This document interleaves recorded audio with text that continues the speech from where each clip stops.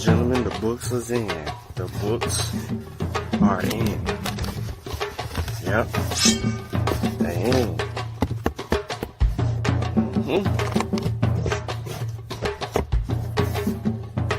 They're here.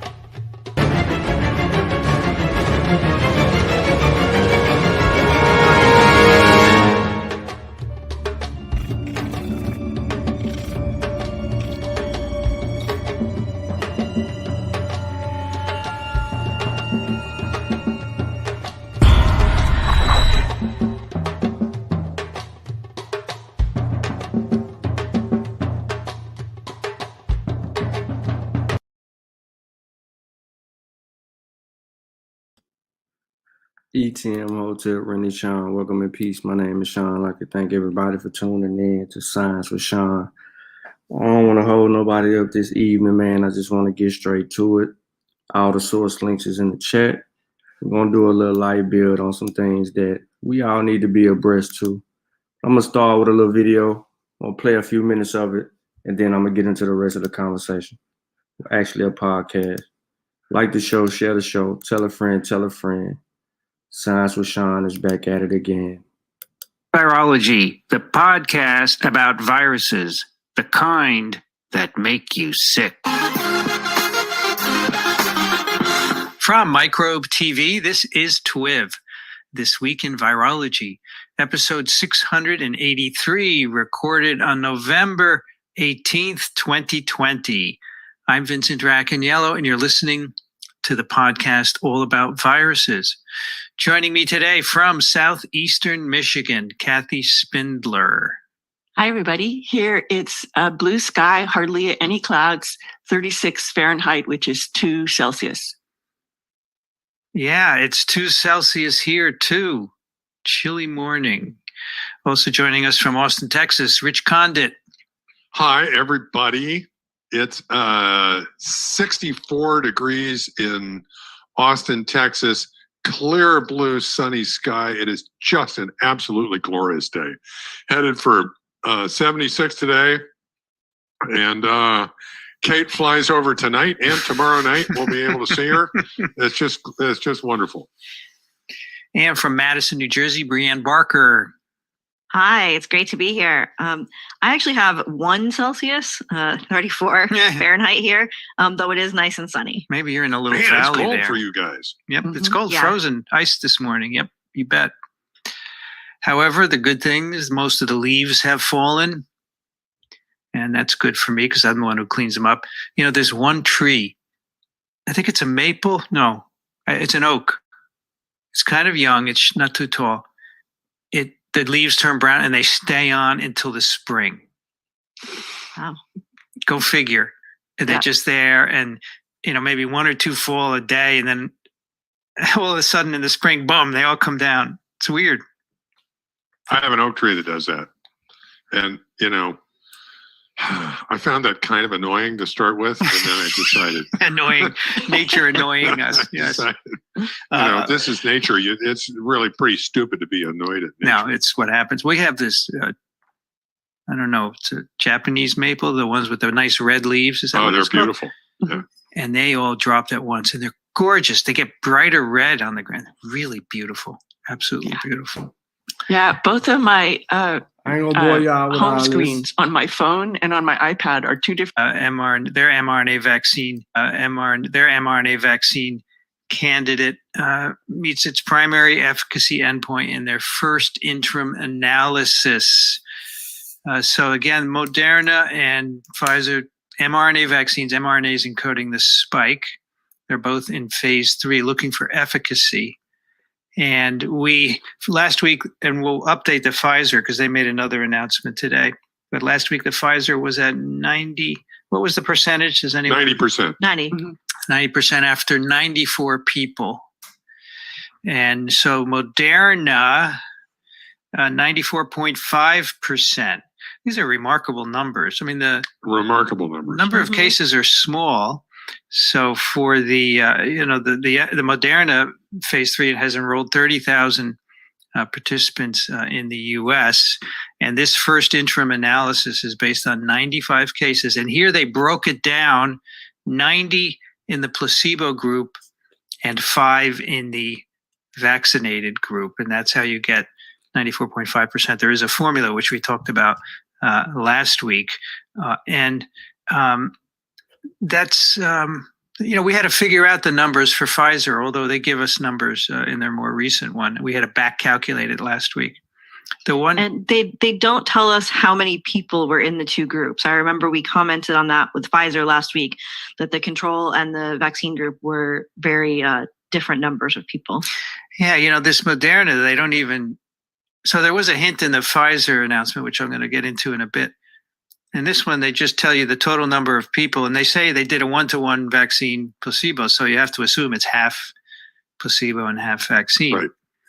So, but what I find good here in this Moderna, and as you'll see, Pfizer ends up doing the same thing. They tell us about severe, a secondary. So the primary endpoint is just COVID-19, just symptomatic disease. And this is, of course, starting 2 weeks after a second dose. You're going to need 2 doses of these vaccines. And the secondary endpoint is severe cases of disease. And their data included 11 severe cases, all of which were in the placebo group, no severe cases in the mRNA, in the vaccine group. So that's good. That's what Michael Osterholm wanted last week. We mentioned that. And that's really nice. Let's see, what other things? No significant safety concerns. Well tolerated. Most of the adverse events, injection site pain, fatigue, myalgia, arthralgia, headache, etc.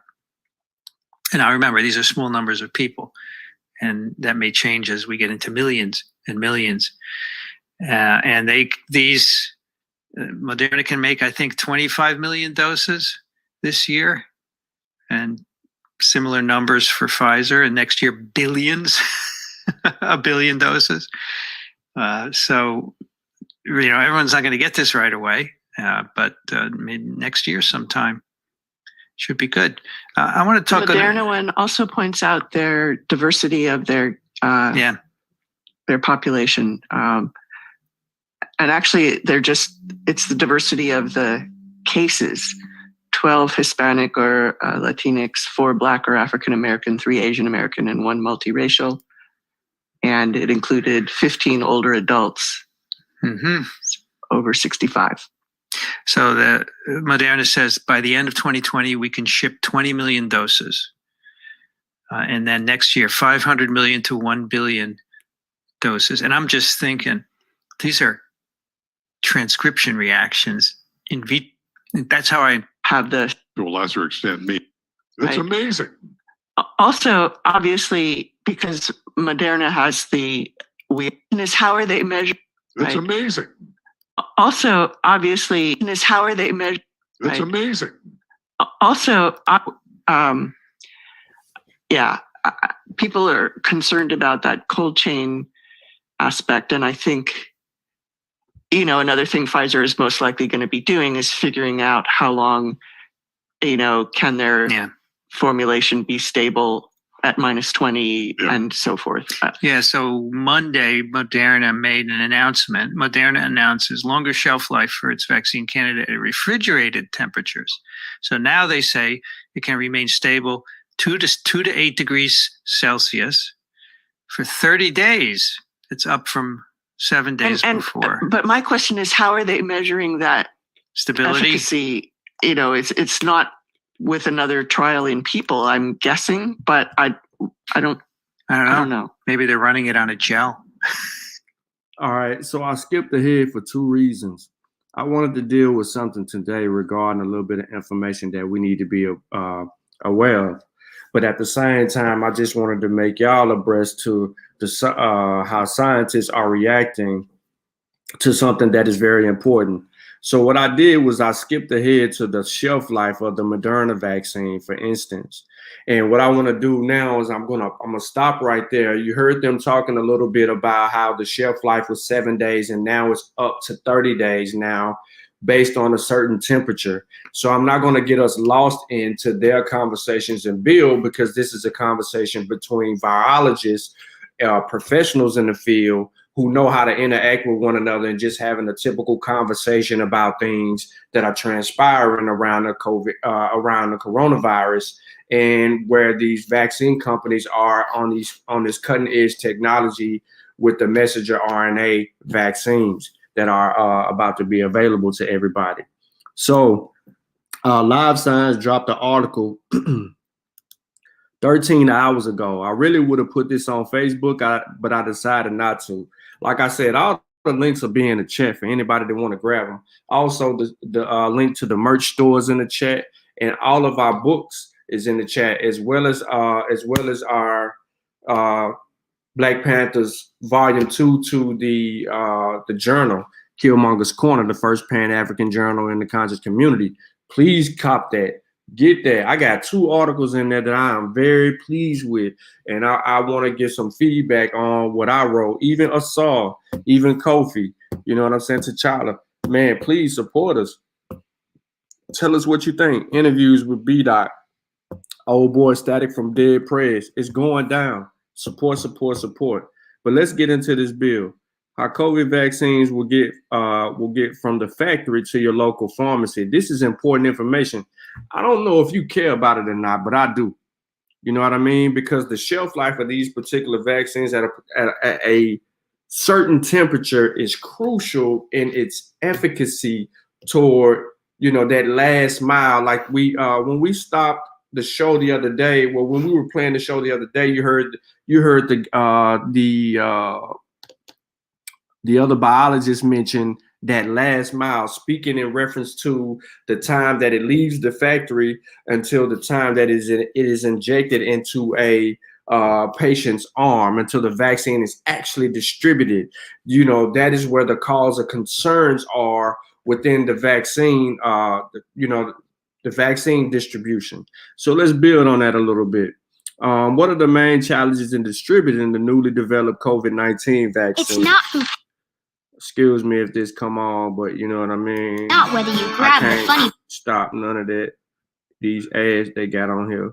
But I'm going to do my best. So back to what I was saying. What are the main challenges in distributing the newly developed COVID-19 vaccine? The 2 major U.S. developers of the early COVID-19 vaccines are Pfizer, BioNTech, and Moderna. They both developed mRNA vaccines, a relatively new type of vaccine.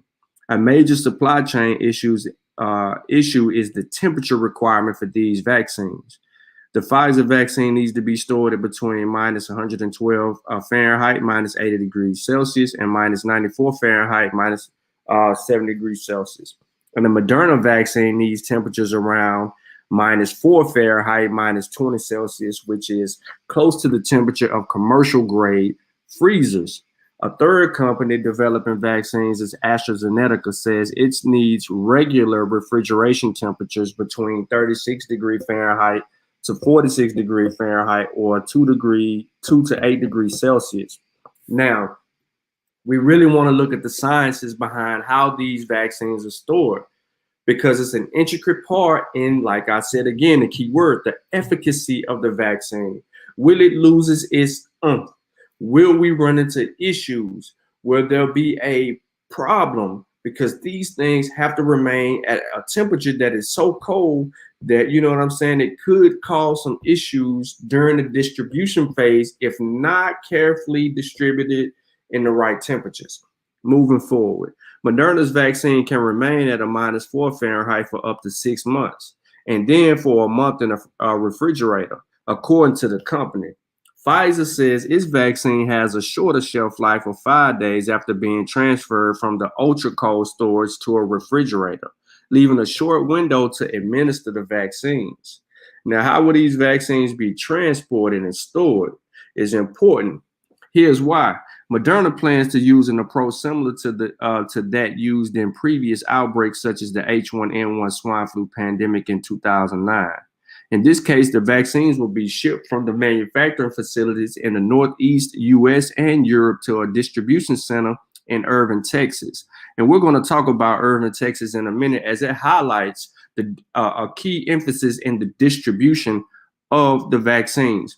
which would be equipped with freezers to store the vaccine for longer periods. From there, they are distributed to hospitals, pharmacies, and other vaccine administration sites. Pfizer is manufacturing its vaccines in Kalamazoo, Michigan. It will handle the transportation to the administration sites by working with the logistic partners because ultra cold storage is available only at large facilities and hospitals. That's where they'll be stored at a short period before being distributed to administration sites. Now, some states like New York are considering setting up their own distribution hubs. Good luck. How would the required temperatures be maintained? Pharmacies and hospitals are trying to develop or acquire ultra-low temperature freezers, but it is a huge cost for them. We're now seeing extremely high demand for freezers and dry ice, and there is risk of shortage. So the vaccines need to be supplied and administered efficiently to ensure that they reach the public without any waste of bottlenecks in the supply chain. In 2019 alone, around 34 billion worth of vaccines were wasted because of fluctuations in temperature during transportation. See, that's why this is a huge problem.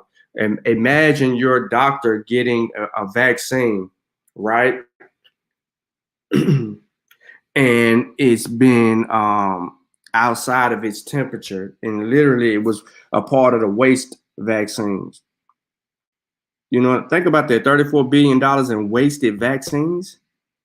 What if somebody accidentally received a vaccine from a waste vaccine? That would be a issue. I'm not saying that can happen. That's a big if. And those vaccines are, once they are recognized that they are out of temperature range, they are immediately discarded. So you don't have to have that actual fear. But I'm just saying, you know, for the pseudos out there that like they might play with that a little bit. Now, dry ice is an expensive way to maintain low temperatures. Pfizer suitcase-like thermal shippers need about 50 pounds of dry ice to keep them at temperatures for a few days. It is considered to be a hazardous material in planes, but the Federal Aviation Administration has granted permission to use up to 5 times the normal permitted amount to be transported along with the vaccines. So the Aviation Administration changed their plans to allow dry ice up to a certain degree to be flown to particular places to get the vaccine out faster. So you have industries working together to make sure that they have a resolve for this pandemic. So that's a good thing.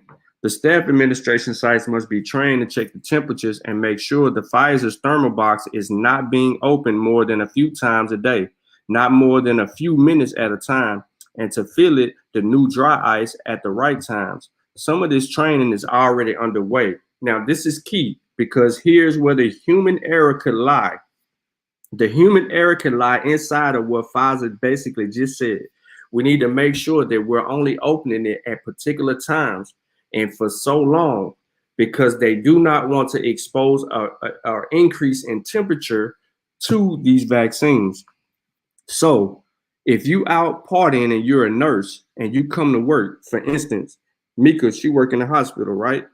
If you out partying and then you come to work and you slipping and you trying to help, I think she a nurse. I don't know, I might be lying. You trying to help do your job and you dealing with this vaccine and you ain't on your A game. And next thing you know, you done went in the box a couple of times and you done left the lid cracked open. You just wasted a whole lot of vaccines right there. So now that's a problem. But what if you covered it up and you didn't say anything about it? Now your human error can expose people to a major problem. You know what I'm saying? And then that's how lawsuits get filed. And then that's how people end up in vaccine courts. And then that's when we read an article from Live Science or one of these other scientific journals about how a nurse left open, you know what I'm saying? Or a doctor left open the lid on the vaccine for too long. See what I'm saying? So I'm just being real with it. Like everybody that's around those facilities have to be on their A game because we can't have what happened in Samoa happen here regarding the release of a new novel vaccine, mRNA vaccine. All right, so what can be done about monitoring and traceability? This is key. Tracking and monitoring them throughout the process ensures that the vaccines are stable and not tampered with. Making this data accessible to the governments and the public can increase trust in the vaccines. One of the biggest issues with Black people is we have a lack of trust, and for good reason, some people, for others, it's out of ignorance. This is especially important because these vaccines require 2 doses to work, and we need people to come back to get the second one and to follow up with them for feedback about any possible adverse effects. See, this goes back to what we've been saying and what we've been teaching about regarding these vaccines for the last couple of years, especially last year. Now, it says, my team and I are working on developing technologies to improve tracking and monitoring using smart packaging by implementing sensors and other communication technologies. That's good. Monitoring and tracking also involves developing database that integrate data within an end-to-end supply chain from the manufacturer to the administration site. Right now, Pfizer and Moderna will have the information until it reaches the administration sites, and the hospitals and pharmacies will have the data about the patients, the electronic health records, EHR. So there are some challenges we are still trying to overcome to have an integrated and interoperable system with improved capability to be upgraded and used nationwide. Insurance companies and governments are thinking about how to provide coverage for the vaccines, while the CDC and prevention issue guidelines to ensure the most of the population receives the vaccine efficiently. All right, you can get the actual republished article in the conversation, or you can go and read the original article. Now, I want to get in a little bit. We mentioned distribution company in Irving, really Dallas, Texas. Shout out to Dallas Fort Worth. Now, the Irving-based McKesson to play a key role as U.S. ramps up COVID-19 vaccine planning. The drug distributor is also the largest seasonal flu vaccine distributor in the U.S., delivering up to 150 million doses a year. Did y'all know about this company? So here's a 3-minute audio that I'm gonna play. Hopefully it don't have a commercial. Well, we shouldn't be playing anything, but I'm gonna go ahead and play this a little bit, and let's see what's going down with this. Let's listen.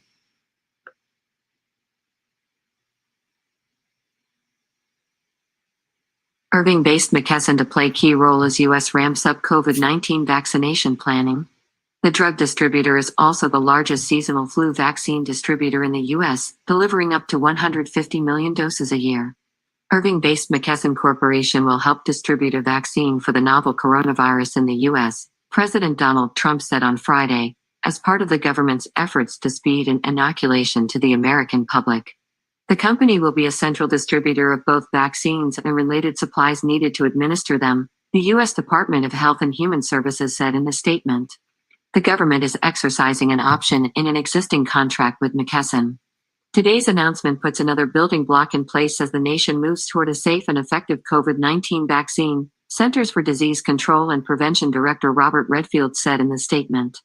McKesson's vaccine distribution contract with the government started in 2017 and has the potential to total more than $300 million, according to a federal spending database.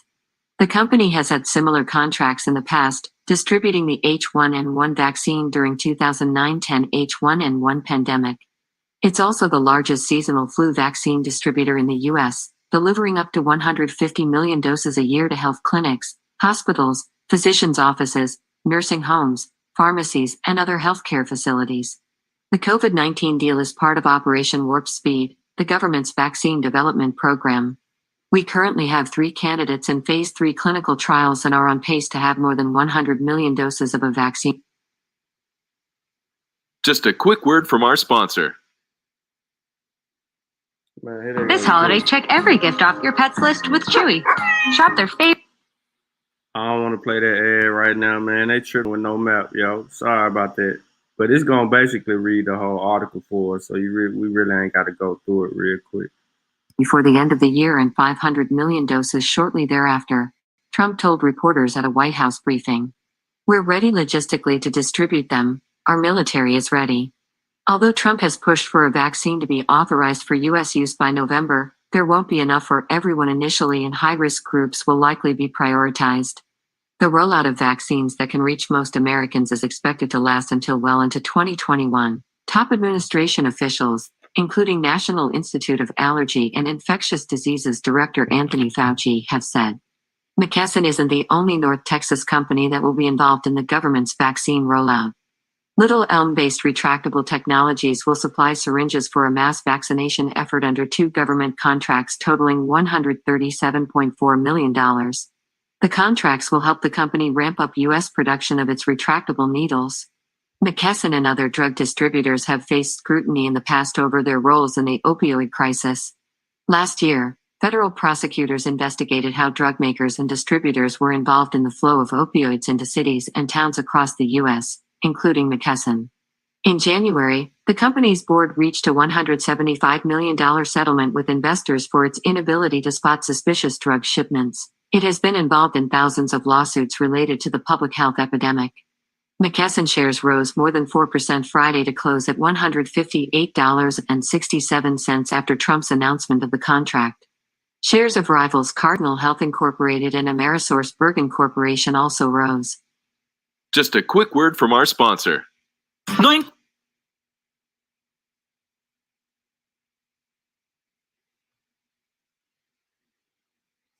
Los que están a la vista, hagas. Sorry about that. All right, so that's the end of the actual article. It read the whole article to us, so we really ain't got to do too much. So, shout out to Dallas. You know what I mean? They're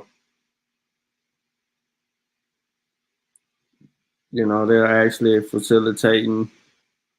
creating a plan to facilitate and get this thing out to people. And as you can see, it's going to cost money. A lot of stuff is going on. And, what we didn't do is we didn't invest early into all of these efforts like syringes, syringe stocks, refrigerators, freezers, the vaccines itself, which they will be competing, and one probably is going to be doing better than the other. And you try to get in there, it's going to be a little late. However, it is what it is. So I want to get that in.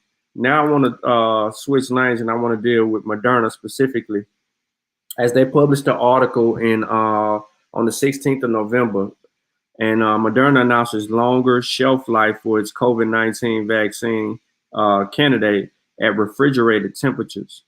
Right. So in the first paragraph, it basically states right here that vaccine candidate now expected to remain stable at standard refrigerator temperatures between 2 and 8 degrees Celsius, which is what we talked about earlier, and also what the gentleman mentioned on the show. Then it says for 30 days. It's up from an estimated 7 days. Shipping in long-term storage conditions at standard freezer temperatures between 20 degrees Celsius or 4 degrees Fahrenheit for 6 months. mRNA 1273 to be distributed using widely available vaccine delivery and storage infrastructure. No dilutions required prior to vaccination. That's key. No dilutions required prior to vaccination. Now, in other instances where vaccines roll out, they usually make the vaccine on the spot before they administer the vaccine to certain people. Like in the instance, I'm bringing this up again some more. You had the nurse whipping up a batch. She mixed up the wrong stuff, injected into a vaccinated kid, and the kid passes away. And then another person gives another kid that. Then you got 2 deaths on your hand, and you got people blaming the vaccine over a human error. With this, Moderna is taking the human error out of the way by creating the vaccines themselves, storing the vaccines, making sure that the vaccines are stored at the most safest temperatures, and then distributed where they need to be distributed so that there's no problems or no human error along. The only human error that would be the distributing part of it. Cracking a seal too soon, opening a refrigerator or freezers too soon, not closing it all the way back. I think that these freezers should actually have timers on them or reactors to it if it's not closed within like 10 seconds or 5 seconds. Kind of like my refrigerator. If I open my refrigerator, You know what I'm saying? After about 3 minutes, my refrigerator going crazy, beeping up a storm. So I think that we should have, that they should have storage sensors in place to actually help monitor that, which is good, which is something that they already been talking about. All right, so continuing on, it says Moderna Inc., a biotechnological company pioneering messenger mRNA therapeutics and vaccines to create a new generation for transformative medicine for patients. Today announced new data showing that mRNA 1273, its COVID-19 vaccine candidate, remains at 2 to 8 degrees Celsius, which is 36 to 46 degrees Fahrenheit, the temperature of a standard home or medical refrigerator for 30 days. Standard home, that's a big deal. That means you can store it in your refrigerator or freezer. Now, stability testing supports this extension from an early estimated 7 days. mRNA 1273 remains stable at 20 degrees Celsius or 4 degrees Fahrenheit for up to 6 months at refrigerated conditions for up to 30 days and at room temperature for up to 12 hours. We believe that our investments in mRNA delivery technology and manufacturing process developed will allow us to store and ship our COVID-19 vaccine candidate at temperatures commonly found in readily available pharmaceutical freezers and refrigerators, said Juan Andres, Chief Technical Operations and Quality Officer at Moderna. We are pleased to submit these extended stability conditions for mRNA 1273 to regulators for approval. The ability to store our vaccine for up to 6 months at negative 20 degrees Celsius, including up to 30 days in normal refrigerator conditions after thawing, is an important development and would enable simpler distribution and more flexibility to facilitate wider scale vaccines in the United States and other parts of the world. The article continues. This is why I put it in the chat, because I didn't want to get into too much of it, but it talks about the shipping and long-term storage, the refrigeration storage, room temperature for vaccines, and no dilution required at vaccination site. So I am going to read this part of it because this is key. Now it says, once the vaccine is removed from the refrigerator for administration, it can be kept at room temperature conditions for up to 12 hours. All right, then they said about the temperature now. No dilution required at the vaccine site. The vaccine will not require on-site dilution or special handling, which facilitates vaccinations across a range of settings, including pharmacists and physician offices. The company anticipates that it will continue to gather additional stability information over coming months to assess whether mRNA 1273 can be shipped and stored under increasingly flexible conditions, which will be described in detail following regulatory approval. Now, the mRNA 1273 COVID-19 vaccine candidate is Moderna's 10th mRNA vaccine to enter the clinic. Did you know that? 10th. With its experience in prophylactic vaccine development and investments in our mRNA platform and delivery technology, Moderna has developed enhanced manufacturing processes, resulting in proprietary lipid nanoparticle technology that Moderna believes will enable the vaccine to be stored at standard pharmaceutical distribution temperatures. Moderna is working with the U.S. CDC, Prevention Operation Warp Speed, and McKesson, a COVID-19 vaccine distributor contracted by the U.S. government. So McKesson won a government contract, as well as global stakeholders to be prepared for distribution of the mRNA 1273 in the event that it receives emergency use authorization or similar global authorization. The company is also working closely with the U.S. FDA to submit data from its ongoing stability testing for approval. Now, more about the mRNA. I'm not going to get into all of that, but this is some good stuff, and this is why I put the link in the description in case you want to go back and read all of this. Also, you see all of this information at the bottom, and then you can view your source version here. Boom. All right, so let me get back to the nitty gritty, and let's deal with that part and see what they can add on for us for clear understanding before we close out. We're quantifying full-length mRNA is not degraded, Yeah, It's a good right. question because they're not doing an animal experiment for each of these, I think. No.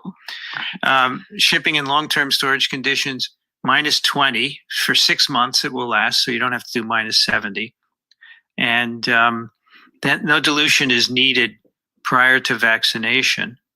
And they say once it's thawed, the doctor's office, they thaw a batch. Usually it's coming in multi-batch vials. After it's thawed, refrigerated 2 to 8 degrees, it'll go up to 30 days within the 6-month shelf life. Refrigeration. So that's good. And I have a feeling that once these are opened in the physician's offices, they will be used quickly. I'm not going to say around. To me, this is part of the best news, because it seems to me that in a way, potentially the weakest link in the chain is at the end point.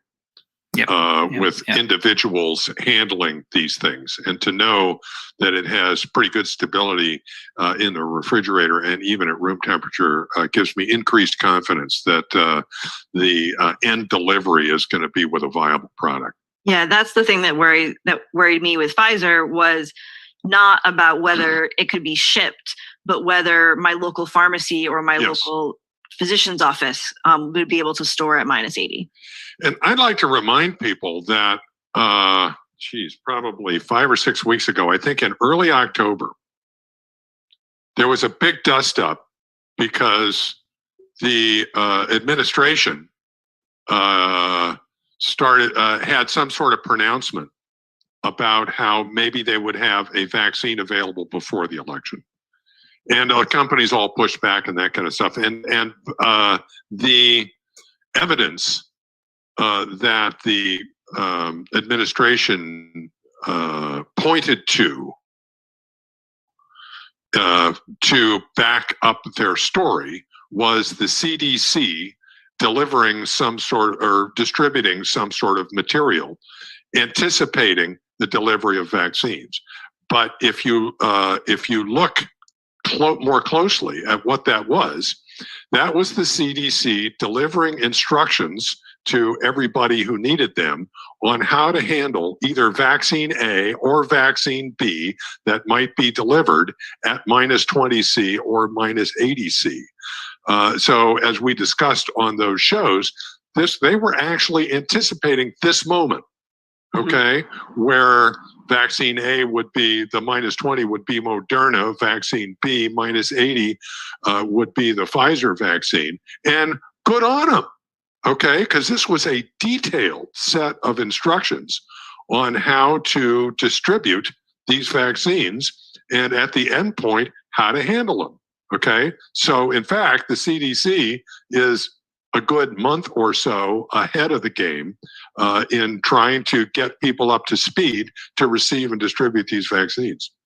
Also, I'm thinking about, I'm not thinking so much about people getting this from their doctor's office. I'm thinking of the Sabin oral Sundays when we got the polio vaccine at the high school. It was sort of a mass central place where we all went, for 3 successive Sundays or, whatever the time was between them. But and the fact that there is a vaccine distribution planning cohort in this administration, and that information is not yet being shared in the transition, but that this is all being percolated down at the state levels, I think. And so it may be that, again, this stability at, minus 70 or minus 80 is not going to be an issue if many people are going to go get it at, a large medical center or a gymnasium or whatever. Yeah, I agree with you, Kathy. I think that a lot of the distribution issues are going to be worked out at the local level, and there's probably going to be a fair amount of variability in that. It'll be interesting to see how it works out, how they actually do it. I remember those polio vaccine campaigns. It'll be interesting to see if this is the same way or whether it's done through. There's a number of. Medicine has changed a lot since then, because now we have, for example, I am a member of the Austin Regional Clinic, right, which is one of these huge organizations, one of a couple of different huge organizations that serves the Austin area. as a health organization. I wouldn't be at all surprised if I didn't get mine distributed through them. On the other hand, for all we know, the Austin Public Health will set up something in a gymnasium or the convention center or whatever. We'll see. Yeah, and just a little insider note, the way that I can remember which vaccine is which is because of that phrase, Sabin Oral Sunday. It's funny. Sabin is the oral vaccine, and from there, that's my mnemonic. I totally remember going into the gym and someone handed me that there were tables covered with little white paper cups, and inside was a sugar cube, which was a little pink because of the cell culture medium, and just ate it. I just remember that. I think doing it in schools is a good idea. I think many vaccines would benefit by being given in schools because, as we talked about on that TWIV we did on vaccines, Rich, at Irvine, some people find it hard to bring their kids multiple times to doctor's appointments, and having them at schools might really help on the uptick. So, and by the way, I'm also just thinking that we're going to need this to be physically distanced. Yes, so for sure. Having it in a large venue is going to be important. Sure. Yep. You don't want to be transmitting it in the line to get the vaccine. And the other thing, Rich, is that this is remarkably close to the election, but only, I think, because of the uptick in the number of infections. That's accelerated these trials. Yeah. Otherwise, it would have happened much later. So there you go. So I have another little anecdote here. As I've been saying, I've become more or less addicted to the PBS NewsHour. And the other day they interviewed one of their correspondents, John Yang, who is a participant in the Moderna trial. Mm. And he described his experience. And he said when he got his first injection, he went home that night and he didn't feel anything. He was kind of disappointed. But then the next day, he said it just laid him out, fever, malaise. He had to go to bed. Okay. And so he says, yes, I probably got it. He wasn't sure. And he said, Ladies and gentlemen, are you really listening to what this man just said? Is there somebody that he knows that is a part of the vaccine trials, got the vaccine, went home and felt nothing. The next day, he celebrated the fact that he had a light fever and he didn't feel like he needed to do, he was weak the next day. So he knew then, based on, him being in the trials, that he was a part of the group that received the vaccine. So he feels, because he said the reaction, at first he was like, I must be a part of the placebo, because it wasn't instant. The impact was the next day. But let's continue. So I'm prepping y'all because when the 8th or the 10th come, whenever they release it to us, when it's released to us, you're going to see, when you look at the results, one of the results is going to be fevers. Instantly, anytime you get a novel vaccine or you get a vaccine of any kind, you have some type of reaction to it, whether it is mild or otherwise. You're going to have like a little light fever. It might be something that you could tolerate. You might have a little redness at the entry of it. But remember, mRNA, they're trying to create multiple ways for you to be able to get the vaccine that is safe for you. Needle, needleless, nostril, all kind of stuff. Interestingly, when he got his booster, he got a much quicker response and not as intense, and was over quicker. So it all, this is all anecdotal, right? For all we know, he got the placebo, but from his description, I doubt it. But I thought it was interesting, too, to, hear somebody's experience with perhaps getting a vaccine and what it was like. Rich, I know somebody who's in the AstraZeneca trial and got their first immunization and said, must have just gotten the salt water because it's just a tiny little pink pinprick. But there, the odds are 2-1. They're giving the vaccine to twice as many people as are getting the placebo. I'm thinking, we did a paper once where the placebo was actually another vaccine, right? Right. Yes. Right. And Right. I'm thinking, that was the Chadox one. Yes. But what a yeah, great right. opportunity to immunize Which people. that makes sense.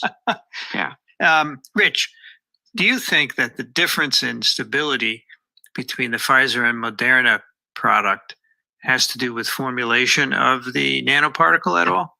I saw in the show notes that you thought I might know the answer to this, and I don't. right. I have seen something to that effect somewhere in the press. So Yeah, and I don't. I seem to recall that if you really try and get down to the details of what's in these lipid nanoparticles, you run across the word proprietary.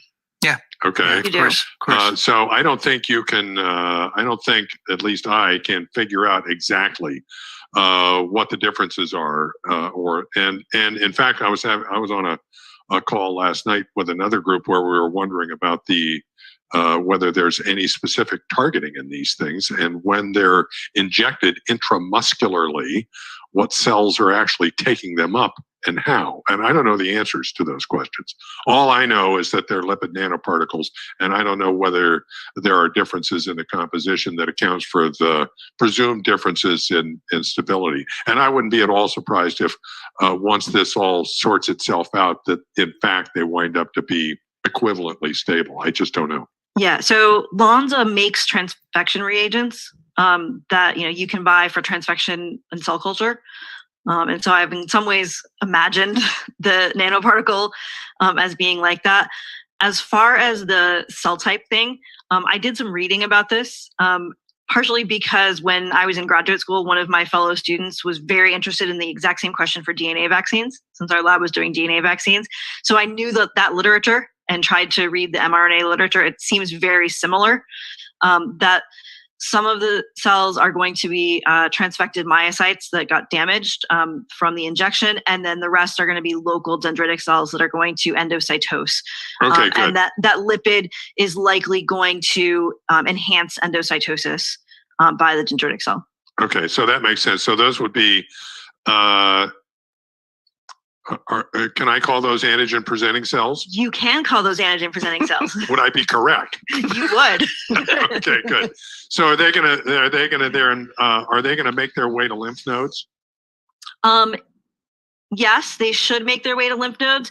In the DNA vaccine studies that my lab mate did, he actually looked for protein and found a lot more protein at the site than he did in the lymph node. I have not seen similar studies with the mRNA vaccines, although I assume someone somewhere has done them. Yeah. Right. Yeah. Okay. Rich, the formulations have to be different between Moderna and Pfizer. They can't make the same thing because they wouldn't be. There would be an right? IP issue, right? So they have to be different, and maybe that accounts for the stability. Who knows? Yeah. Or it could be that Pfizer hasn't done the stability tests to know. Well, that's kind of part of what I've been thinking. On the other hand, geez, that, you think they would have done it. Yeah, they're a big company. Given, I mean, it's obvious what the consequences are. For sure. It's not a great thing to have to distribute them at the super low temperature. So at any rate, we'll see.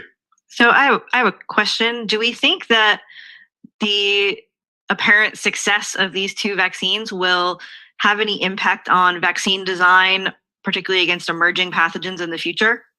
Sure. Oh, yeah. I think a lot of people I would think so. will try this. Yeah, for sure. I think existing vaccines will stay the way they are, especially the successful ones, right? But I think people will try them, but I don't think they'll work for every vaccine, right?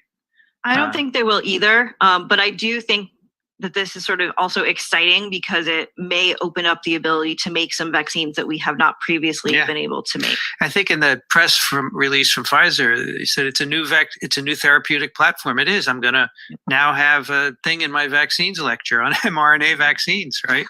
Well, and wouldn't this be the way to make influenza vaccines before we have universal ones? If you want to make them to each emerging hemagglutinin, this might be a way to go. Yeah. So I'm looking at the Moderna pipeline. So What is that? How they treat their sewage? CMV, Zika, parainfluenza virus. This is the one I'm really interested in. Pediatric respiratory syncytial virus, influenza H7N9, Epstein-Barr virus. These are all mRNA vaccines they're working on.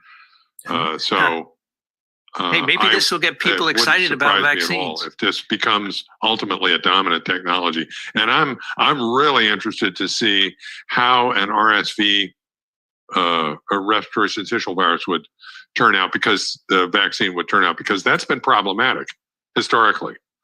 Whether this is going to address those problems or not, I don't know. This has been in development before, long before this. Yeah. Obviously, the RS was the precursor for the prefusion, spike confirmation, and mRNA and coded. All that's been published, yeah. And I think Kizmikia was working on that as well. She was. Yes. With Barney Graham and all that, yeah. Good stuff, yeah. I hope this will get people. It's so exciting. Maybe this will get more people excited about vaccines who currently are not, right? Yeah, maybe I this will hope so. get more people interested in or paying attention to science. That would be nice. Yeah, it would be nice. I have my doubts. We can dream, can't we? We'll just Zane, when he's talking about IP, they talking about intellectual property, not like IP like on a server or dealing with IP addresses. He's just talking about intellectual property, because if they're both working on the same thing, there's somebody's intellectual property is at jeopardy, and somebody is owed something regarding that IP. They just abbreviated intellectual property.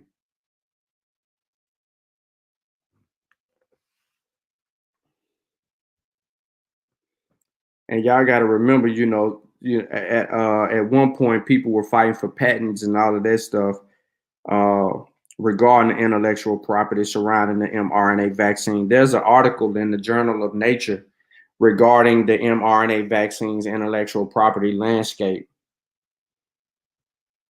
And I'll drop that in the chat.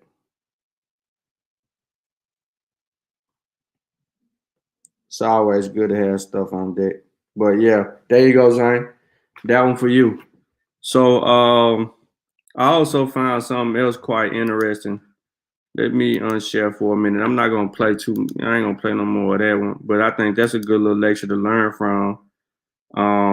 If you're doing some research on that, you would kind of pause that video and look up some stuff and see if you can be abreast of that. But those, virologists are so sped up that they just having a conversation amongst themselves, and it just so happened to be entertaining to them and anyone else that's actually, following along with that. So again, you're saying how? Well, because read that article that I just put in the chat. Read this right here, Zane. Read that article that I just put in the chat. That one right there.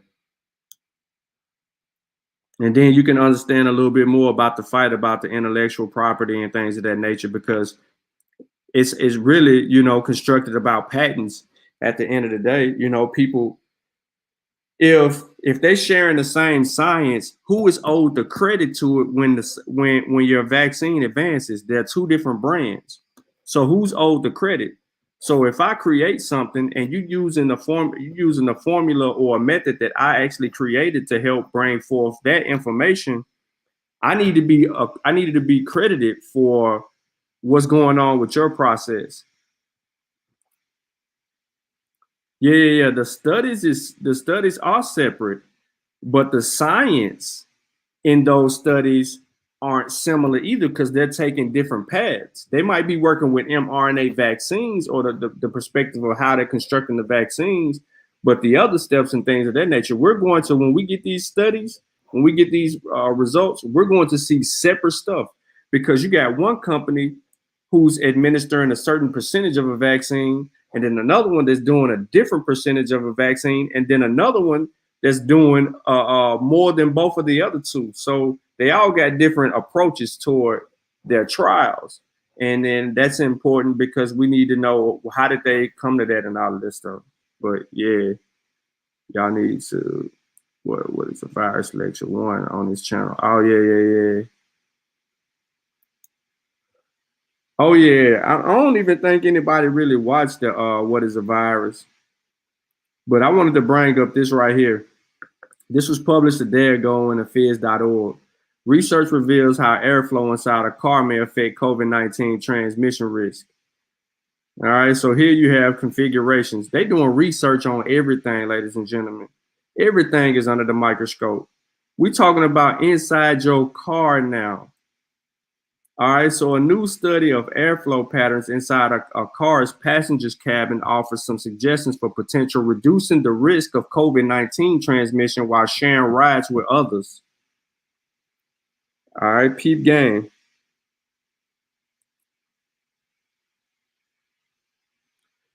The study by a team of Brown University researchers used computer models to simulate the airflow inside a compact car with various combinations of windows open or closed. The simulation showed that opening windows, the more windows, the better. Created airflow patterns that dramatically reduced the concentration of airborne particles exchanged between a driver and a single passenger. Blasting the car's ventilation system didn't circulate airflow nearly as well as few open windows, the researchers found. Driving around with the windows up and the air conditioner or heat on is definitely the worst scenario. According to our computer simulations, said Asima Shah Shudas, a graduate student from Brown School of Engineering and co-lead author of research, the best scenario we found was having all 4 windows open. But even having 1 or 2 open was far better than having them all closed.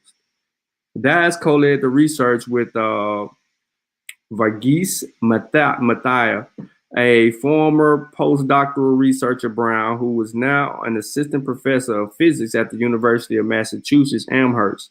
The study is published in the Journal of Science Advances. The researchers stressed that there's no way to eliminate risk completely.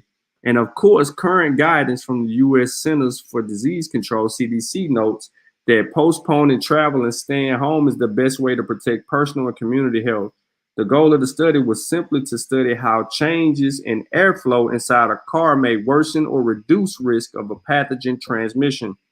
The computer models used in the study simulated a car loosely based on a Toyota Prius with 2 people inside, a driver and a passenger sitting in the back seat of the opposite side for the driver. The researchers choose that seating arrangement because it maximizes the physical distance between the 2 people, though it's still less than 6 feet recommended by the CDC. The models simulated airflow around the inside of a car moving at 50 miles per hour, as well as the movement of concentration of aerosols coming from both the driver and passenger. Aerosols are tiny particles that can linger in the air for extended periods of time. They are thought to be one way in which the SARS-CoV-2 virus is transmitted, particularly in enclosed spaces. All right, here we go. Part of the reason the opening of the windows in terms of the aerosol transmission is because it increases the number of air changes per hour, ACH, inside the car, which helps to reduce the overall concentration of aerosols. But ACH was only part of the story, the researchers say. The study showed the different combination of open windows created different air currents inside the car that could either increase or decrease exposure to remaining aerosols. Because of the way the air flows across the outside of the car, air pressure near the rear windows tends to be higher than the pressure at the front windows.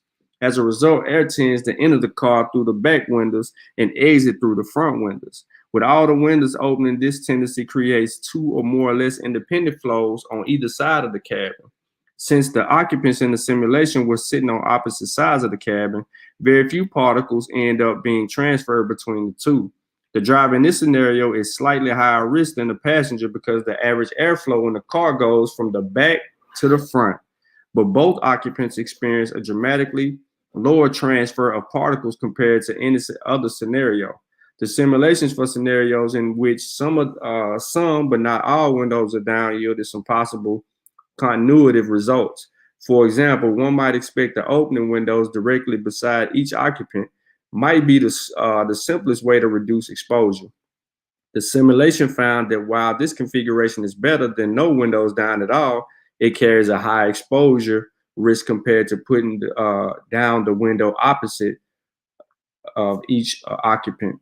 When the windows opposite the occupants are open, you get a flow that enters a car behind the driver, sweeps across the cabin behind the passengers, and then goes out the passenger side front window, said Brewer, a professor of engineering at Brown, a senior author of the research. That pattern helps to reduce cross-contamination between the driver and the passenger. All right, so what I'm gonna do is I'm gonna play both videos and we're gonna look at the simulations.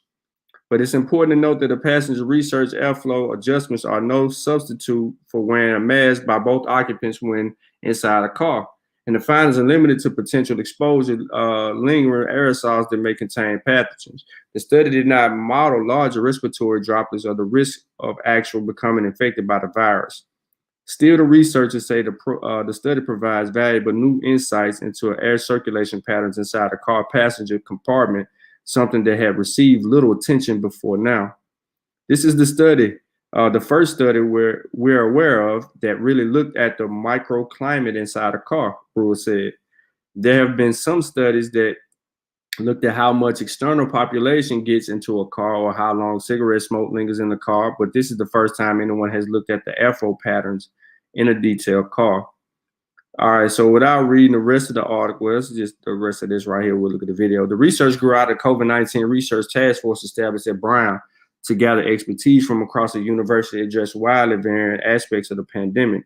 Jeffrey Baylor, associated professor of pathology and laboratory medicine and a co-author of the airflow study, leads the group.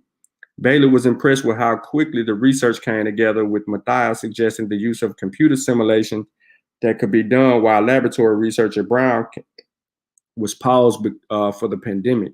This is really a great example of how different disciplines can come together quickly and produce valuable findings, Bailey said. I talked to Kenny briefly about this idea, and within 3 or 4 days, his team was already doing some preliminary testing. That's one of the great things about being at a place like Brown, where people are eager to collaborate and work across disciplines. All right, so let's take a look at the airflow visualization in the car. All right.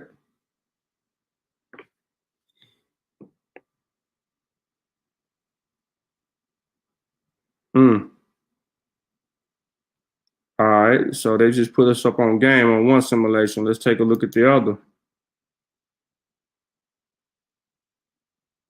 Y'all probably can't see what I'm seeing, but it's changing.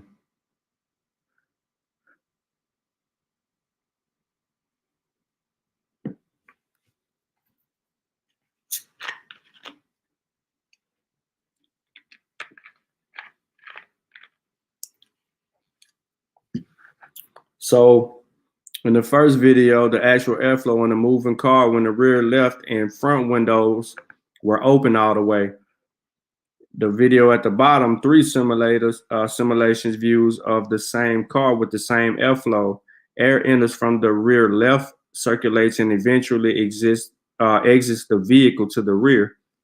This configuration means relatively less air reaches the driver.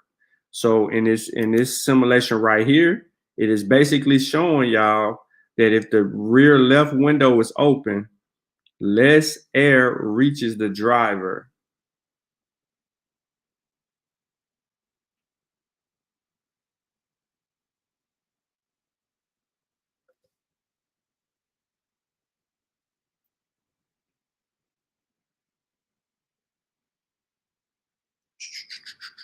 All right, so yeah, I find that quite interesting, and we can actually do a real life simulation of that, man. So look, crack all 4 of your windows, man. You got a sunroof, crack that too.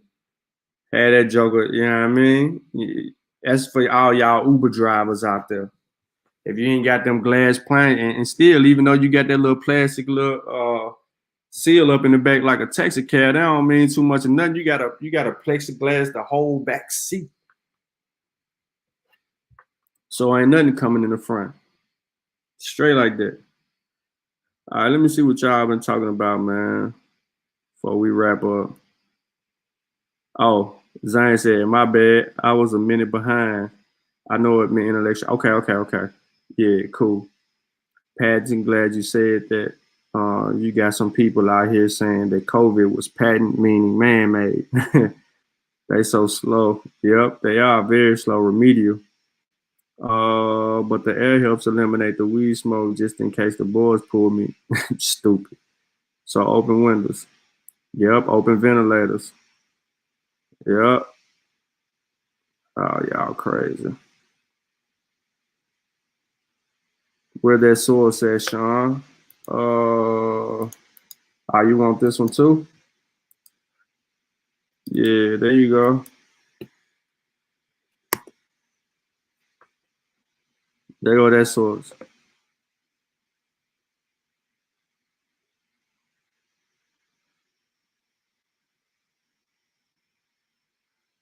Yeah. That's what you wanted, right?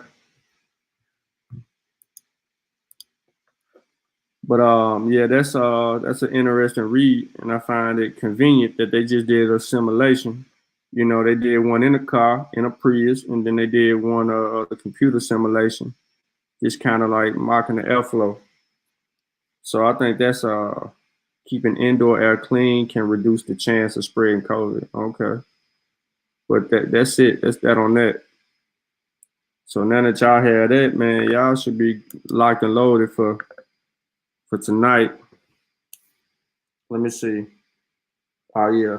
Okay, so I know y'all got that. Speaking of patent that says was man-made, it was for chickens. Read it. What you talking about, Keisha? They make a patent on anything. You just ain't gonna make nothing and not put a patent on it. Like if I create something, like right now, if I create something and don't patent it, who gonna steal it? Somebody got the right to come steal it and market it as if they created it. I don't have no viable evidence to prove that I'm the creator of it because these people actually patented it. That's what we lost out in that era where we were creating things and slave masters was getting credit for the creation because they were patenting everything, and then they become rich up off that stuff. You gotta patent it, yes. You gotta, like what Sutek said,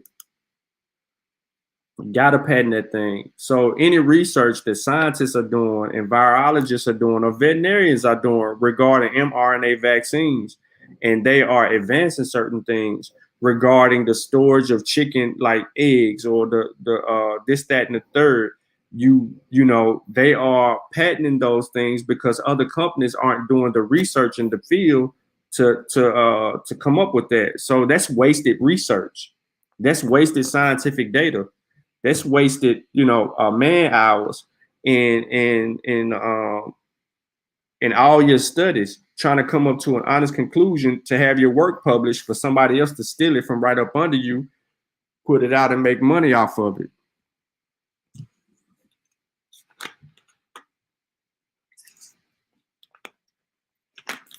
Remember, Bill Gates got the patent to the COVID-19. Remember, they said that.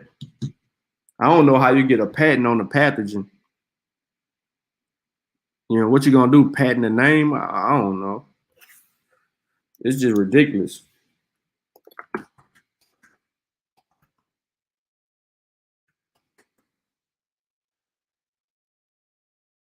You know? So,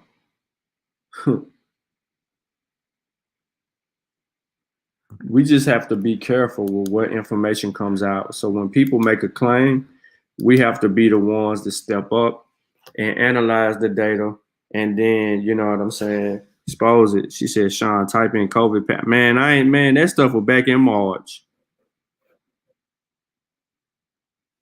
I don't care. Nah, I don't know who everybody is. You know what I'm saying? That stuff that's part of a conspiracy.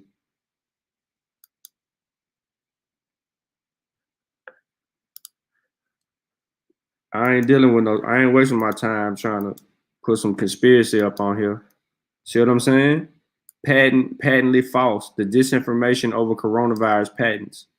It is easy for the conspiracy minded to show patents claiming the new coronavirus was an inside job, but it is apparently much harder for them to even glance at the first page of these patent applications.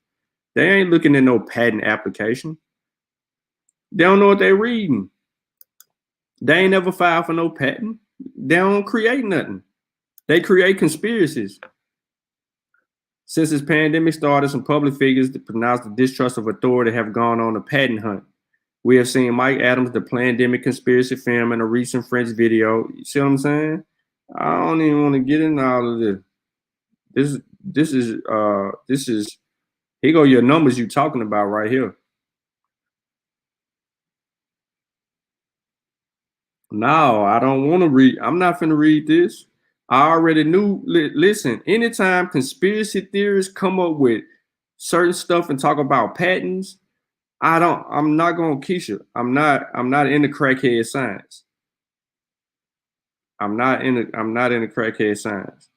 They gotta show me their evidence. Let them do that. I ain't doing it. Let them do that. That anything they gotta deal with patents, they gotta go and show something. Like, for instance, you had people coming when people was trying to come up with a solution to like steroid shots. They were trying to patent treatments or patent research. 80% of the people took Evelyn Wood's speed class to read. That was already in the article I just showed you. I'm not looking it up. I'm not on this side. I don't want to. That's a waste of my time. I don't want to do that. We got too much good science in this to start dealing with pseudoscience. I don't want to mess the video up with that. I apologize, but I'm not looking up the US that 101 30701. It's right here. It's in this article. The Pure Bright Institute, a research center in England, filed a patent on the coronavirus in 2015. The coronavirus, not COVID-19, but it is for a coronavirus that causes avian bronchitis. The word avian means relating to birds. This is not SARS-CoV-2. It's a virus called IBV.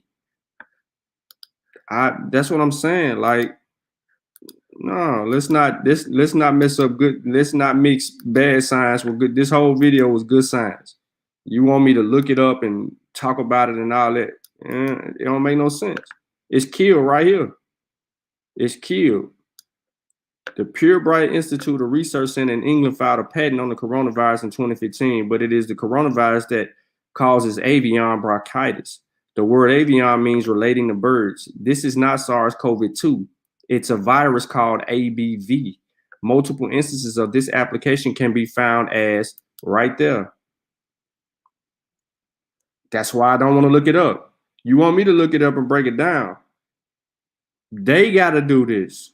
They the ones making the claim. They got to do this. Like, you see what I'm saying? We go straight to the patent. Here it is. What's the problem with having this patent? All it said, don't say SARS-CoV-2. It just says coronavirus. Lysol kills the coronavirus. Which coronavirus? You see what I'm saying? Like stuff like that. Like they can't get into that. They not finna do this. I'm not finna do it for them. That's one problem that I'm about to get off of, is doing the pseudo's job.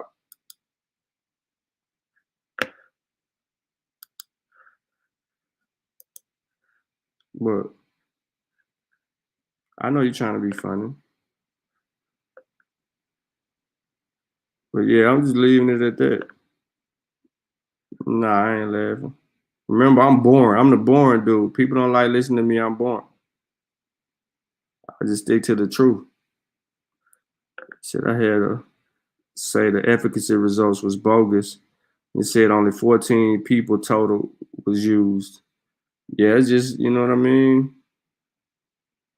Well, we let them make the claim. See, this is what we need to do. We let them make the claim, get on show their source, and then we can really laugh at them when they doing that. Nah, I ain't being no funny.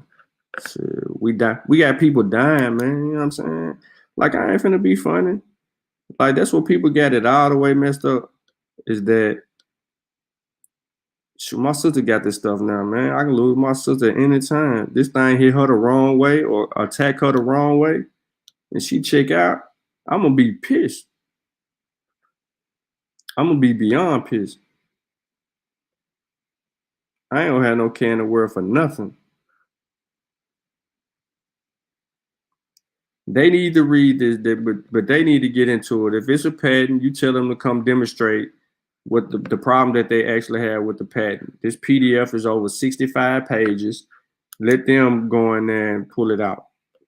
We losing people. That's why I don't want to get them no shine. When it come to the science, I don't get no shine. But yeah, man, I ain't gonna make this too long of a video. The video, hour 15 minutes. It's a good little video to run back for people to actually learn a little bit about it. Like I said, I put the main course in the description. Also, our merch website is in the description. The link for the books is in the description. Please support the Kofi Pie-Side research team and the Mossi Warrior Clan and the Mboka clothing brand. It's coronavirus for chicken. I saw it. Yeah. So, yep. They go mail in the chat. And, you know, he right there in the heart of the testing site. Malcolm is. He in the heart of the testing site in Memphis. Speaking of which, you know what I'm saying? My sister was in Memphis, man. When she came back, that's when she found out she had COVID. She was down there. I don't want to put, you know, she has a real strong sisterhood relationship with a famous rapper's sister down there. And, you know what I'm saying? And they have a strong bond and they visit one another and hang out and do all kind of things to support one another and all that. And I think she possibly could have contracted it while she was down there. I don't know. Could have been all my little ignorant nieces, nephews, and their cousins. I ain't trying to call them ignorant like that, but you never know. But you know what I'm saying? My sister been through too much health-wise, man. And I'm real, you know, fearful of losing my sister. I'd probably go crazy or something. I don't know. My sister. Yeah. So I think this is a good build. Let me give y'all a little bit more 12. Let's see what the geeks talking about. Cause they having a good little conversation like everybody know. Use TWIV as a barometer. If we see, you know, the downloads go tank after these vaccines come out, we know the answer to that question. We'll see. As we said last time, we'll be here, and so will the viruses. We do have a couple of papers to chat with you about, but last thing, I wanted to give you an update on my SARS-CoV-2 test results. So remember, a couple of weeks ago, I had a false positive, but what I thought was a false positive PCR test, which I documented on YouTube. And a person in a company heard me talk about that and sent me a rapid lateral flow antibody test, which I did yesterday. Oh, okay, cool. Take a little, it comes with a lancet. You poke your finger, you take the blood. There's a little pipette. You draw up a tiny amount of blood. You put it in the lateral flow. You put a drop of buffer in. 10 minutes. There's three things. There's a control line that shows you the assay works. In other words, I think this contains antigen, spike antigen. And if you have antibodies, it's going to bind that. There's a control line. There's an IgM line and IgG line. So mine just had a control line. No IgG, no IgM. So I have no antibodies according to this test. Now, there is a certain failure rate, right, or false negative rate, which theoretically I could be in, but I think it's likely clear that I have no antibodies. So I didn't have an asymptomatic infection either. Okay, that's the story. So they only sent you that one test? You didn't get to do Ian as a control? I have one more cassette left. I could go over and do Ian. Yeah, give it to Ian. He probably would like to do that. I actually filmed the whole thing, and I'm going to get permission from the company to release it as an educational video. I'm going to explain how the test works and all of that stuff, and show blood coming out of my finger. But yeah, it's cool. It can work, and this is something you can do at home. People always do some finger sticks for all sorts of things right at home. So Yep. I like it. I think it's cool. A couple of papers for your pleasure today. The first one, Science Translational Medicine. Prothrombotic autoantibodies in serum from patients hospitalized with COVID-19. Now, I'm going to say this is a highly clinical paper, and there's some of you out there who are clinicians and don't, and apparently bells go off in your head when we wander into this stuff. To which I say, why not? Why can't we talk about it? If we make mistakes, just tell us. It's okay. I'm sorry about the bells in your head. Alarms. This is from a group of, oh my, well, look, somebody's from Ann Arbor. Look, Kathy. The group is from the University of Michigan. The two senior authors are Yogendra Kanti and Jason Knight. And the first author is Yu Zhou. He goes by Ray. You know these people at all? I do not. All right. So as you have heard for sure, and certainly Daniel Griffin has mentioned this, many patients with COVID-19, they have abnormal coagulation. And in particular, in fact, Daniel, and also we had a couple of surgeons on some time ago who also talked about venous thromboembolism, right? Blood clots in patients with COVID-19.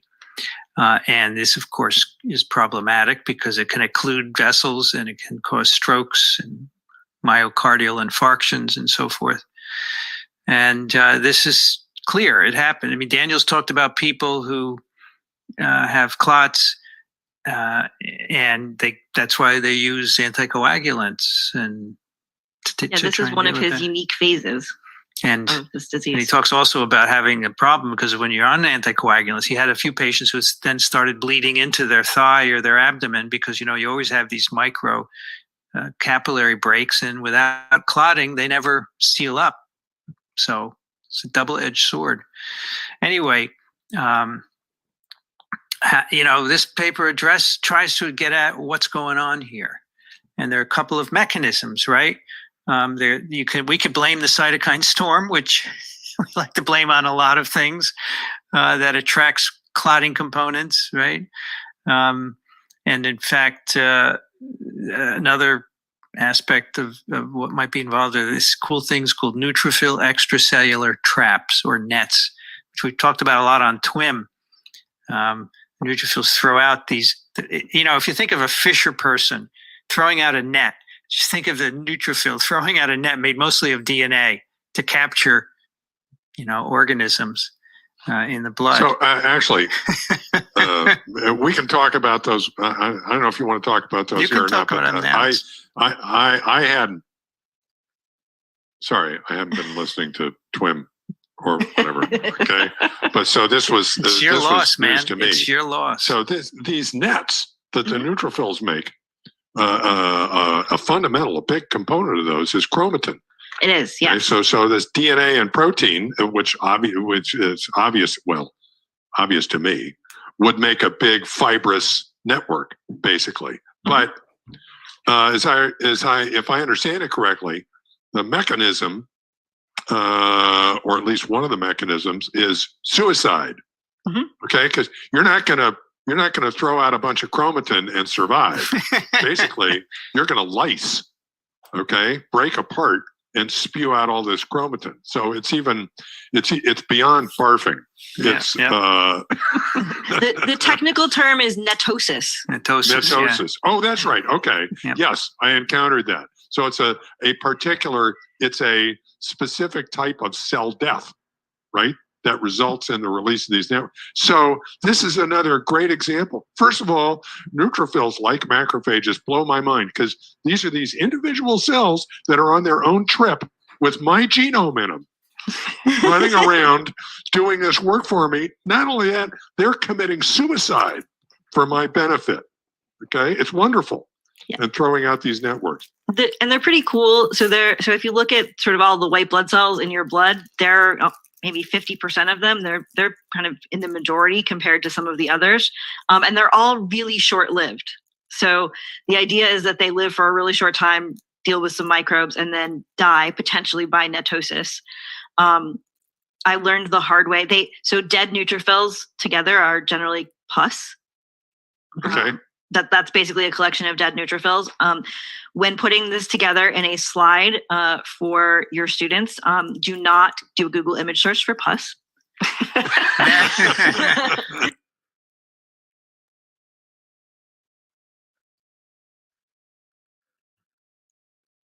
The mechanism. And Going, yeah, right. I'm not, I started off thinking this has got to be nonsense. All right. And when I was done, I was going, holy cow, this is really pretty cool. Oh, I can show you some literature about some of these similar antibodies in HIV. The cardiolipin antibody is pretty well studied. Crazy. all right. One thing, you were mentioning the stratifying of people based on whether they have these antibodies, but maybe you said it and I missed it, but they talk about also characterizing convalescent plasma for whether it has these antibodies. Right. That's really important. So that is going to be important because you wouldn't want to be adding that in. Good point. Yep. Yeah, we have brought that up with Daniel because, these sera have not just clotting factors, which is a problem to give to people, right? But antibodies, yes, to phospholipids. So they have to be checked. And, the convalescent sera trials have not worked out all that well, and they've caused some problems in patients, likely because of this. And Daniel's mentioned that. So I frankly would rather put a monoclonal in. And then someone said, well, it's too, convalescent serum is cheaper. If I had my choice, I'd take a monoclonal because purified, there's nothing else in it, right? It's a good point. Yeah, I wanted to mention that and forgot. Good. The second paper is something unusual for us because it's actually a literature survey, but it really takes a look at all the possible places where SARS-CoV-2 might be in the human body. And I think that's neat to go over in some way. Yeah, it's really neat. It's in PLOS Pathogens, so it's open access, so people can take a look at it. And there's 2 nice images associated with it. So you should check this out. On the whereabouts of SARS-CoV-2 in the human body, a systematic review from Ghent University and Ghent University Hospital in Belgium. Tripstein is the first author. Isn't that something? Almost Tripsin. Tripstein, and the last author is Van der Kerkhove. Van der Kerkhove. Yeah. Okay, so I have to just say at the outset, I have observed the one thing in the course of this pandemic and specifically scientific research on it, that people have come into the field who are not virologists, and that's great, as we just said in the last paper.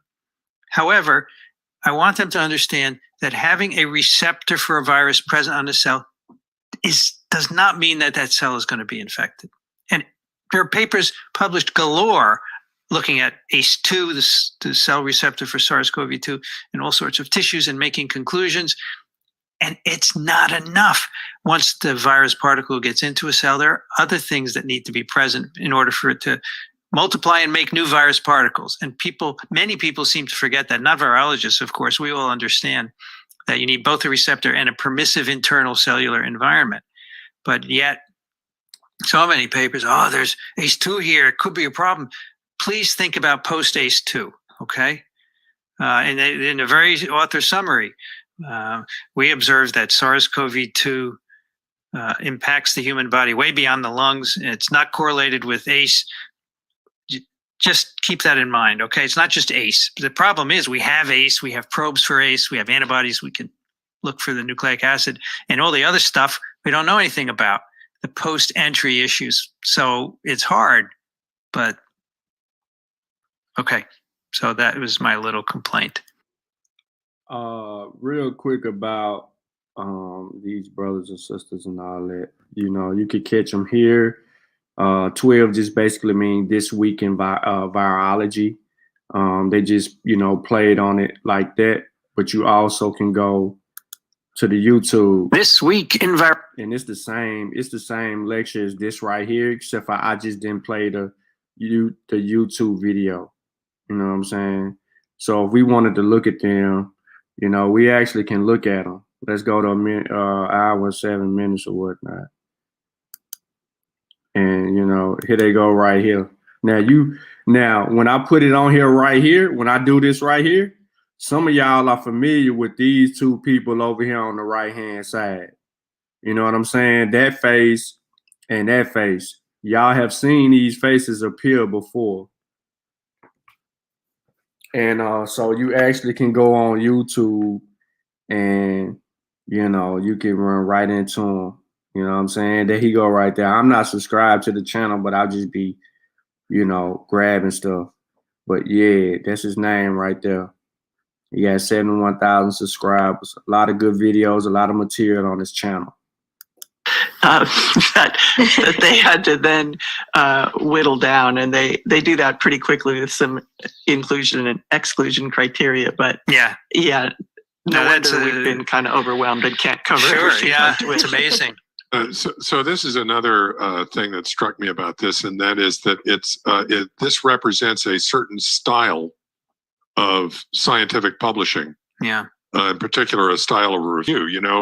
In my lifetime, when you write a review, you have all this literature around, you have a lot of knowledge, and you just kind of write this thing. Okay.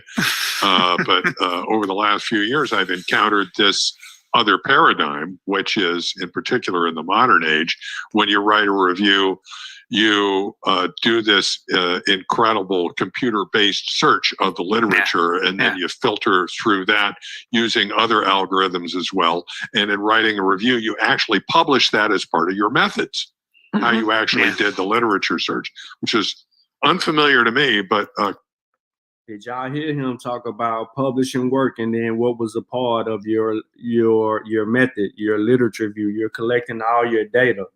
That is essential in your publications, sourcing that information and all of that. Like you spent all that time reading all them articles, reading all them journals, reading, digging up stuff like that.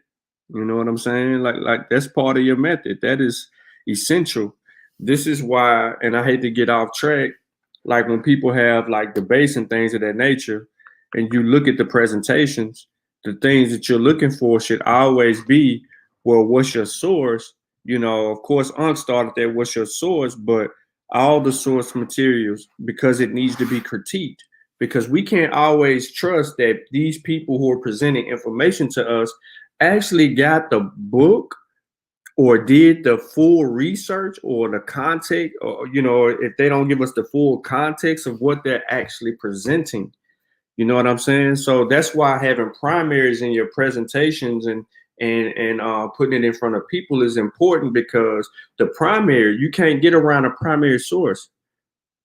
You know what I mean? This is an eyewitness account during that time in that era, and it put that much emphasis on things as far as research. Sorry to get distracted. Quite familiar, as I've learned. Of course, pre-internet, when you did a literature review, you typically went to the library, right, and looked up paper. And I remember going into dusty stacks, and you find another, you go back and forth. And then at some point, remember that little pamphlet, that booklet that got published by ISI that had Index Medicus. Then that came up. Garfield, current contents. And you could start looking at that and find what you needed. That was kind of a revolution. And then, of course, all that is supplanted by PubMed and so you could also go to the library and have librarians help you do keyword searches, because we did that and generated some stacks of papers, and then we had to go to PubMed to pull them. Vincent, you trigger a bunch of actually quite fond memories. My memory of the dusty libraries, you'd have a study carrel, right? Yeah. Where there's a desk with a shelf above it. And I would go to do research for a paper or something like that. And I would pull journals off the shelves, and they would land on this shelf on the top of the study carrel. And I would know that I had pretty much completed my literature research when I found that all of the references in any given article would refer back to papers in the journals that I'd already picked up. That's right. Stuff. So once I saturated that and I was not picking out any new journals, I knew I was done. The other thing that reminds me of is, depending on the library, some libraries, they want you to restack the volumes, right? But others say, leave them in the carrel because you're going to screw it up and we need to do it right. You Right. guys remember that? Yeah. Oh yeah. So this is, I guess, true confession time. I do remember all of this. When I was an undergraduate on work study, that was one of my tasks in the lab, was that sometimes people in the lab would give me their list of papers, and I would get my little cart and go through the library and find the journal and make photocopies. And maybe about the time I was a sophomore, I learned about this thing called PubMed, where I could get the papers on the internet and not actually go to the library. But the other members of the lab didn't really understand. And so they were amazed. I was known for being so quick at getting all their papers. They just couldn't quite understand how it was Secrets. so magical. Yeah, secrets. The other thing they use in this paper is something called the snowball method. And so I looked it up. That's an actual search method I could find on the internet. And basically, it's that you consult the bibliography of articles that you already have to see if there's anything else. It's a good method. So the point of this is to look at papers that look for what they call viral presence in a variety of human tissues and body fluids throughout the body. And that presence can be infectivity, mostly not, but infectivity could be viral proteins, viral nucleic acids. And they ended up with 186 articles, right? And that forms the basis for this. And I really appreciate this, because this has been a question as to what extent is the virus actually disseminated into other tissues. That's right. Okay. And they've done a really nice job here, I think, of reviewing the literature. So they say the detection was done with RT-qPCR, microscopy, viral RNA protein being the most popular techniques. It's important to note that these techniques do not offer definitive proof for the presence of infectious virus. Therefore, we summarize the level of evidence for each organ system. Good for them. Right. Right. And they stated throughout, when they go through each organ system, they talk about, but this is not infectious virus. Yes, this is good. Just RNA. It's really good. Yeah. And, it's really still early, because we asked Tony Fauci, right, where else does the virus reproduce other than the respiratory tract? He said, well, we're not sure. We haven't done enough autopsies.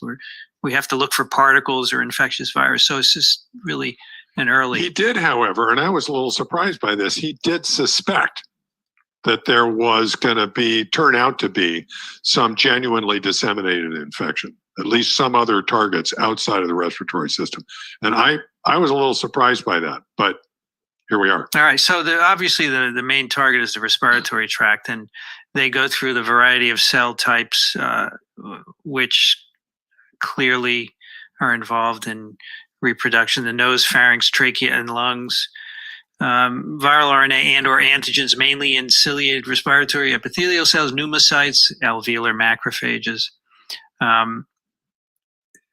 They talk about infectious virus presence in mucus.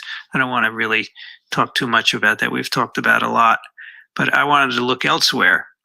Cardiovascular system. About 20% of patients who end up in ICU develop acute cardiac injury. And they say whether that's direct damage by virus or immune activation is unknown, although last week or the week before, I guess, we talked about the two papers, the one which had the case study where the lady died of we have a correction on what we said. A heart problem. Heart problem, yes.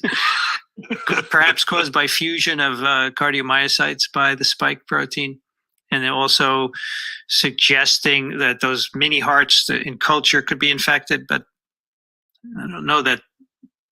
I mean, they say here that there's very little evidence for direct reproduction of the virus in hearts from patients, right? And I think that the one paper, now remind me, I don't know who, I think Rich and Brianne were there on that when we talked about the fusion of cardiomyocytes. Did they show virus? I think they showed virus particles in the cells, right? By EM. Not from clinical samples, I don't think. Just in culture, right? Okay, they showed spike protein, if I'm not mistaken. Well, there are not a lot of studies, right? So they say, one report quantification of viral RNA in the heart. Two other studies used EM to detect virus, and one detected viral RNA, but no particles in the heart.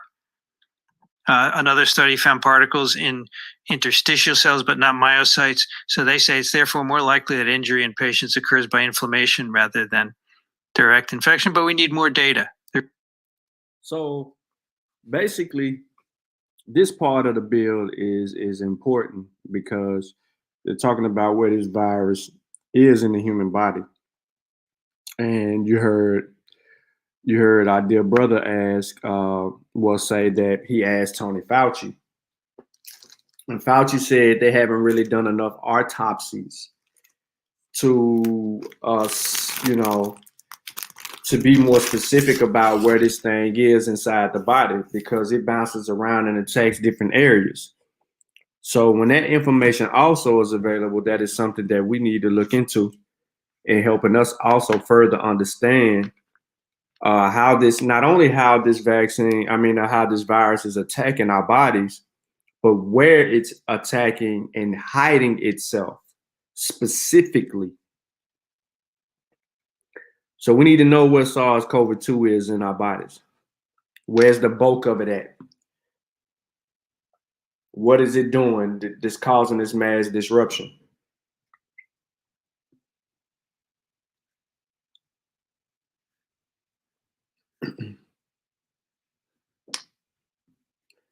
But yeah, man, I'm not gonna. Yep, and Mal, I said that the other day on Aunt's show. I talked about it's also in the scrotum area, and it's even in your a lot of people, not everybody's, but they found traces of it in sperm. So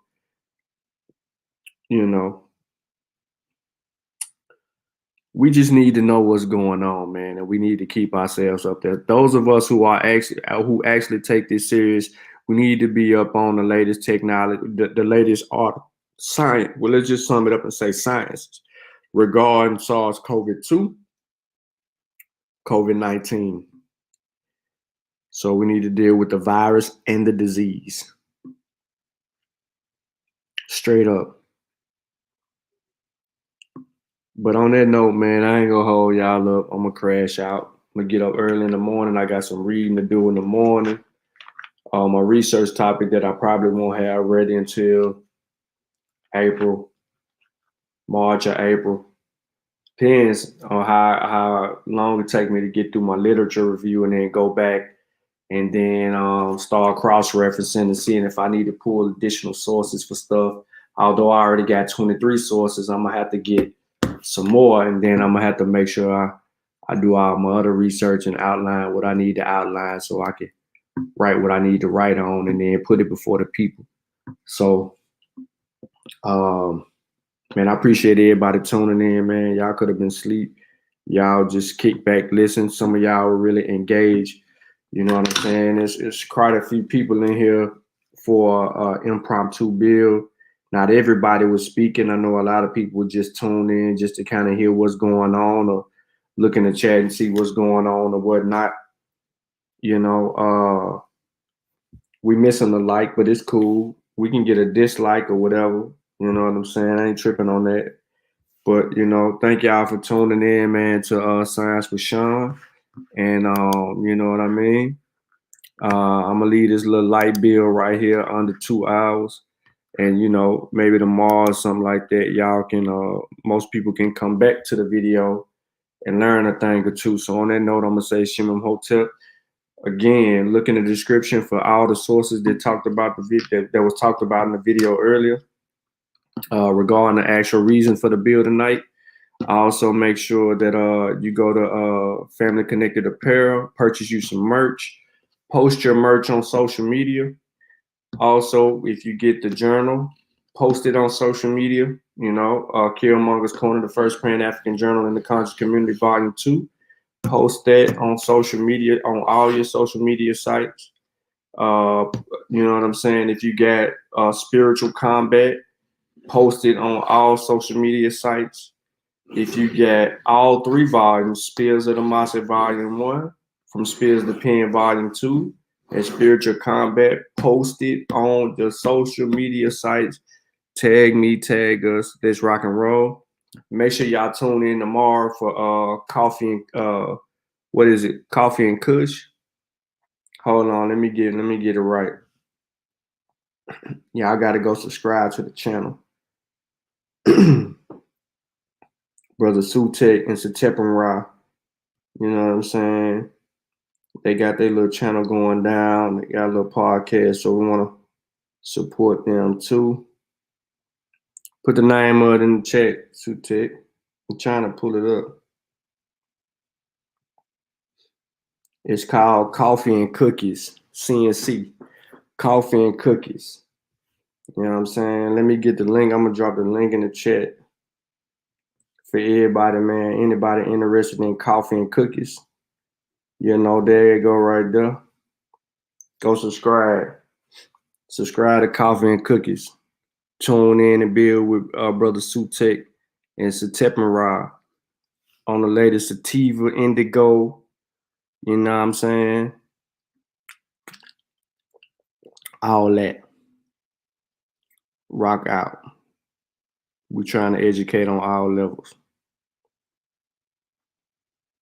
Yeah, Shimon Hotel. What do you say? JJ ain't troll this video. Nah, he ain't gonna troll this.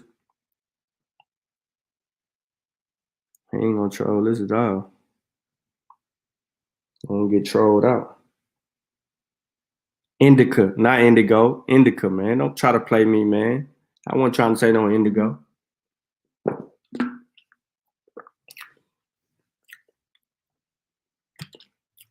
You see how I try to flip my word. But all right, man. Yeah, go subscribe to Coffee and Cookies. He in there. Click on the thing, man. Click on the link. Go over there, subscribe. Tune into that tomorrow. And stay tuned to more Science with Shawn. You don't never know when I'm going to pop up out the blue with something. So make sure you subscribe to the Mossi Warrior Clan.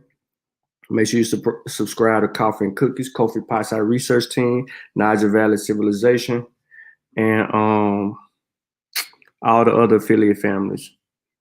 Pseudo Killers. You know what I'm saying? All that.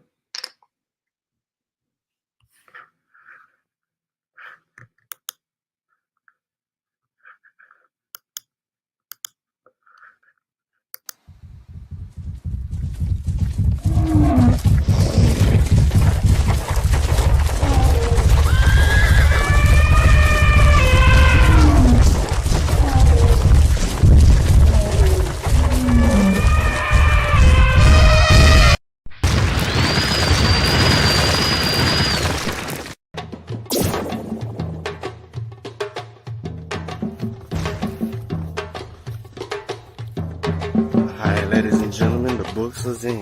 The books are in. Yep. They in.